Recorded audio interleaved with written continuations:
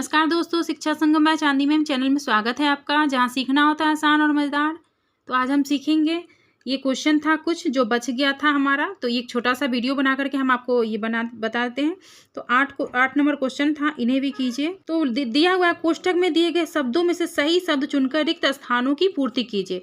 तो पहला है, बंद आकृति के घेरे की लंबाई को हम क्या कहते हैं। तो जब भी हम बंद आकृति के घेरे की लंबाई को मापते हैं तो उसका हम परिमाप कहते हैं, उसे हम परिमाप कहते हैं। ठीक है।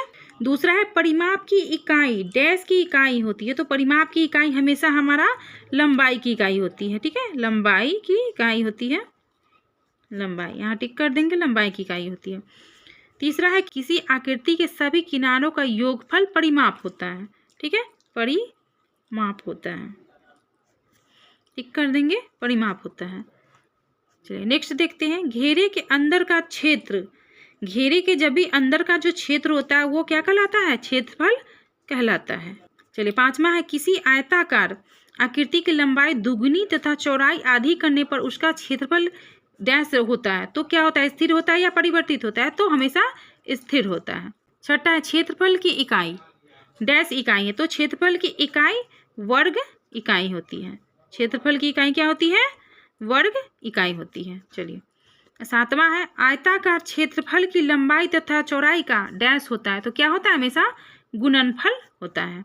आठवां देख लेते हैं। आठवां बोल रहा है, वर्ग के परिमाप में 4 से डैश करने पर वर्ग की भुजा प्राप्त होती है। गुना या भाग करने पर, तो भाग करने पर हमें एक भुजा प्राप्त होती है। ठीक है, तो यहाँ पर लिख देंगे भाग। चलिए नौवां क्वेश्चन है, कोई वस्तु जितना स्थान घेरती है वह उसका क्या कहलाता है, क्षेत्रफल कहलाता है या आयतन कहलाता है। तो उसका आयतन कहलाता है, लिख लेते हैं आयतन। चलिए 10वां क्वेश्चन है, किसी बर्तन के धारण करने की क्षमता डैश है।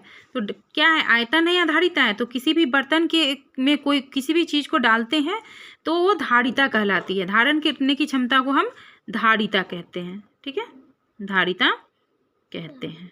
चलिए हो गया, सारा क्वेश्चन सॉल्व हो गया है। नीचे देख लेते हैं। तो नीचे क्वेश्चन दे रखा है, सही उत्तर पर सही का निशान लगाएं। 3 सेंटीमीटर, 4 सेंटीमीटर तथा 5 सेंटीमीटर भुजा वाले त्रिभुज का परिमाप क्या है।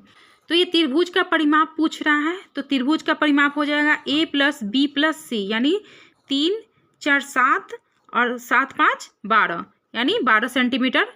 ये इसका क्वेश्चन आंसर हो जाएगा बी। ठीक है। दूसरा है, आयताकार छेद का परिमाप की गणना के लिए लंबाई तथा चौड़ाई को जोड़ते हैं। नेक्स्ट में देखते हैं, नेक्स्ट पेज में क्या ऑप्शन दे रखा है। तो नेक्स्ट में दे रखा है 2 बार, 3 बार, 1 बार या इनमें से कोई नहीं। तो इसका आंसर हो जाएगा 2 बार। ठीक है, हम 2 बार उसको जोड़ते हैं। चलिए तीसरा क्वेश्चन है, वर्ग की भुजा दुगुनी करने पर क्षेत्रफल क्या हो जाता है। तो हमेशा जब भी वर्ग की भुजा दुगुनी करेंगे तो क्षेत्रफल उसका क्या हो जाएगा, चौगुनी हो जाएगा। ठीक है, 4 गुना हो जाएगा। तो चौथा क्वेश्चन है, 20 मीटर लंबे तथा 15 मीटर चौड़े बाग का परिमाप क्या है। तो 20 मीटर लंबे और 15 मीटर चौड़े बाग का परिमाप हो जाएगा आपको 70 मीटर। ठीक है। पांचवा क्वेश्चन है, आयतन की गणना होती है। आयतन की गणना क्या होती है, एक विमीय में होती है, द्विविमीय में होती है या त्रिविमीय में, या इनमें से सभी में होती है। तो आयतन की जब भी गणना होती है तो लंबाई गुने चौड़ाई गुने ऊंचाई होती है, यानी त्रिविमीय में होती है, 3D में होती है। तो यानी इसका आंसर सी हो जाएगा। तो इसमें और भी कोई क्वेश्चन नहीं है, सारा क्वेश्चन हमने सॉल्व करा दिया है आपको। तो कोई भी प्रॉब्लम हो, कुछ भी समझ में नहीं आए तो इसको फिर से रिपीट करके देखिएगा और लाइक कर दीजिएगा, सब्सक्राइब कर दीजिएगा। मिलते हैं नेक्स्ट वीडियो में। धन्यवाद।